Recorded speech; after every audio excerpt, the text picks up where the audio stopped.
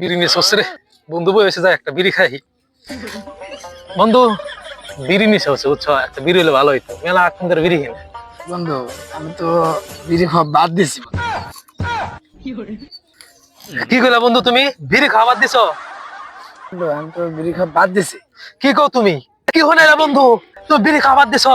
তুমি আমারে তুমি আরবি স্টার নেভি এনে কোনো কিছু দেয়া তুমি আমার বিড়ি খাও নাই।